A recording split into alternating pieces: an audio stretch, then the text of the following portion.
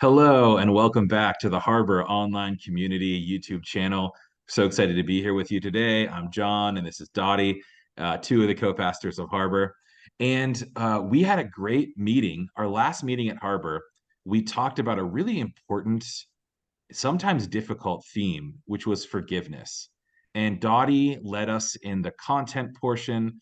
And Dottie, I was hoping you could just give us a little bit of a summary or a recap of what we looked at last night about forgiveness. Yeah, thanks, John. So, I do some research with some psychologists, and one of the topics that we've looked at is forgiveness. And in some psychological settings, it's considered this virtue or a skill to be embodied, to work at over time. Um, yeah, and so we dove into, okay, what is forgiveness and what is it not? Because a lot of us know the importance of forgiveness. We know that it's a huge theme in the Bible. It's Forgiveness is a huge part of Jesus's ministry.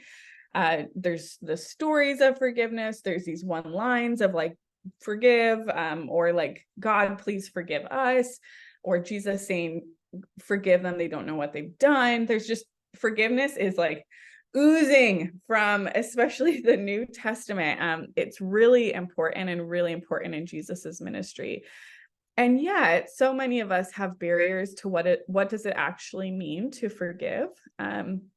We know it's important, but we don't know necessarily how to do it. And for my own story, I've experienced, okay, I'm praying to forgive this person.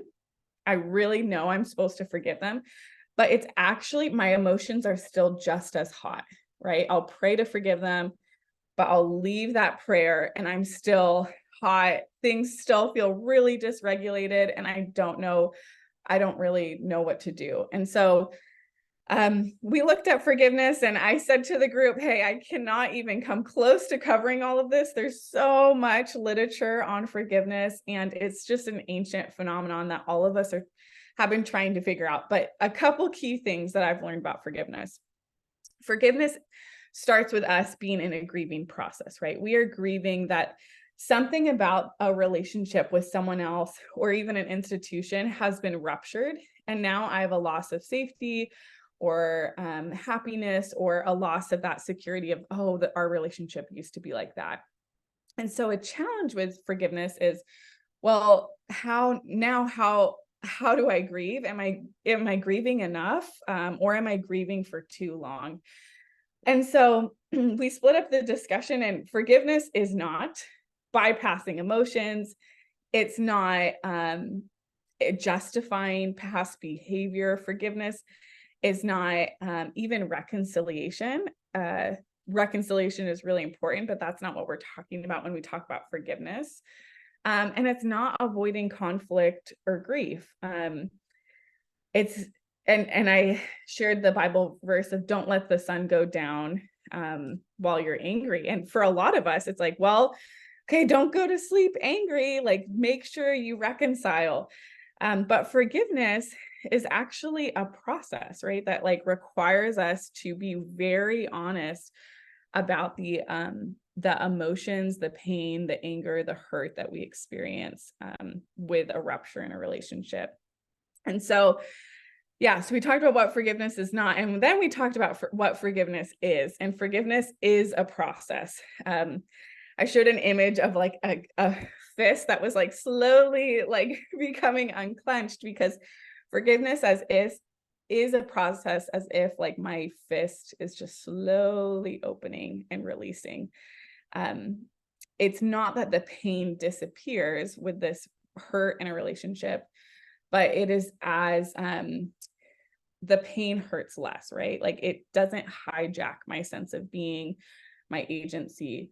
But instead, it's a process that we go through where we're able to see people differently. We're able to feel different emotions towards them. We're able to feel more empathy, see them in their whole capacity as a human of both good and bad.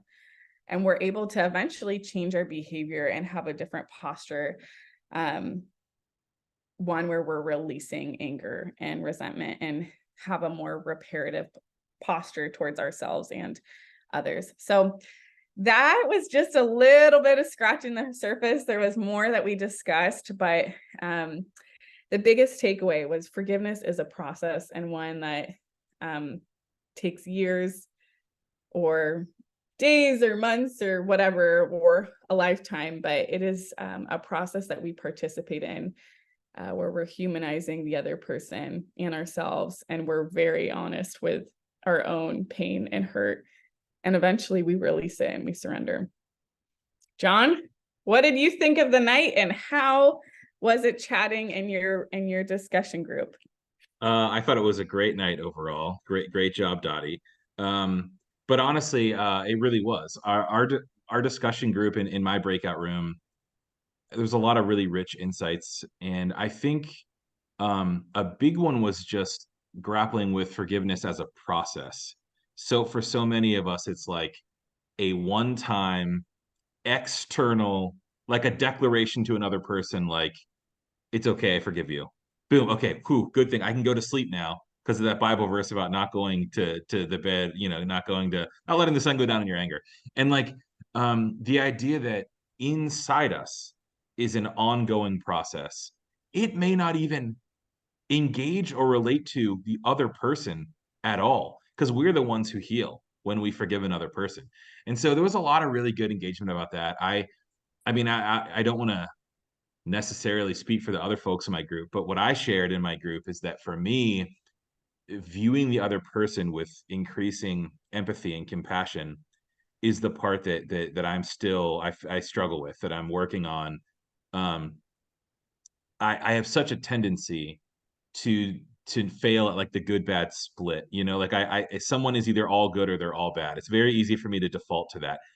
Both of them short circuit like forgiveness, right? Because if a person's in the all good category and they wrong me, or otherwise what would have hurted me, what would have hurt me, I can just like that's not a word. I can just slough it off, right? Like, oh well, they clearly didn't mean it that way. They're good. They wouldn't do that thing to hurt me because they're good and they're all good. Just totally bypass the emotion. And if they're all bad, then they're just demonized, and the anger will just be allowed to remain forever because, like, well, that's not a person I'm interested in like having any good feelings toward anyway, right? And Yeah. then only when like you said, you begin to when you humanize a person, you see them in their complexity. You see them in a nuanced way. They are capable of so much good and so much bad, as we all are. And so that was some of my takeaways. Another thing I would say from my breakout room that stood out to me was we had a pretty diverse group in terms of religious background, age, socioeconomics, and I began to just see how different people's experiences were in our group with forgiveness and unforgiveness. And I just began to think about how gender and class and just like it was a good reminder to me of the ways that our social locations really set us in different situations. They shape us in different ways. Yeah. But I found that from people um, across all the different spectrums in our group, really rich insights, and I really appreciated our discussion. Any big takeaways or learnings from you as you discuss with other folks? Yeah, thanks for that. On You mentioned empathy and how hard it is to empathize, and yeah, it really is hard to be able to see the person in their full humanity, right? And one of the things I said last night is, let's try not to go to our most traumatic relationships, because that also can be pretty overwhelming, but let's start small with like smaller wounds, and then with building our own capacities to forgive, we build out to like deeper hurts. But with seeing someone in their humanity, I find that one of working kind of that step of forgiveness, of being able to empathize, has helped me take things less personally. Like, okay, this is actually, I have the narrative in my head has been, they did this to me because I did something wrong, or there's something about me that's not good or whatever. But it's helped me become either like take things less personally or be less defensive and just accept things for how they are, right? Like to be honest about how it is, and go like, yeah, that's what that person was going through, and it's a huge bummer. And it's not necessarily an attack on me. And also I can empathize with them. And alas, there it is. So yeah. But for our group, one of the big takeaways, oh gosh, there was a lot of good conversation around how we've our own backgrounds with forgiveness. And then we got to a point where we were chatting a little bit about Jesus and the Disinherited, Howard Thurman's book. And in Howard Thurman's chapter, Dottie, you're telling me that a Howard Thurman book came up in the discussion group that you were leading? Oh, it's so strange. yes, for those of you that are listening and know me, there's a long joke that I always talk about Howard Thurman. And it's true because I love Howard Thurman. As you should. He's amazing.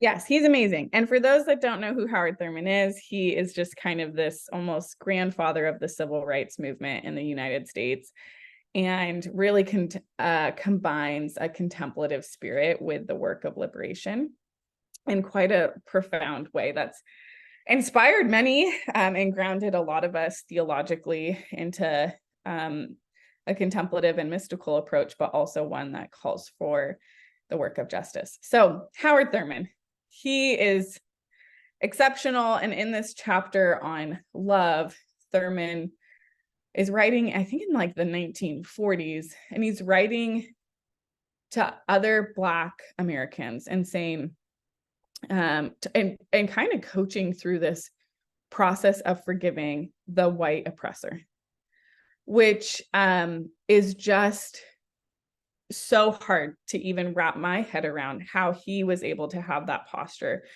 of forgiveness. But I think of Howard Thurman as like an amazing exemplar of like why forgiveness is important to us and what we are trying to build our capacities for.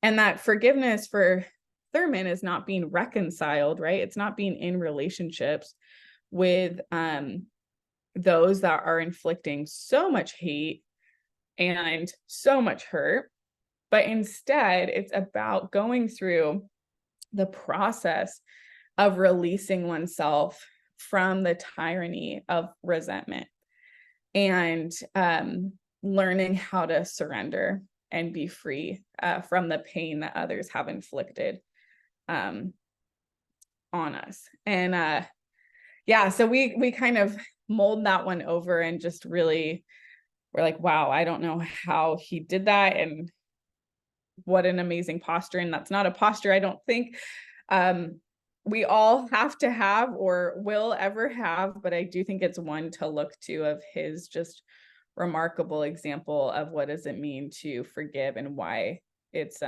so important for our own physical well-being and psychological well-being. Yeah. Wow. Good stuff. We'll never know which breakout room was the best. It sounds like we both had really good ones. Um, but thanks so much for chatting, Dottie, and telling us a little bit more about forgiveness. Thanks, Jon.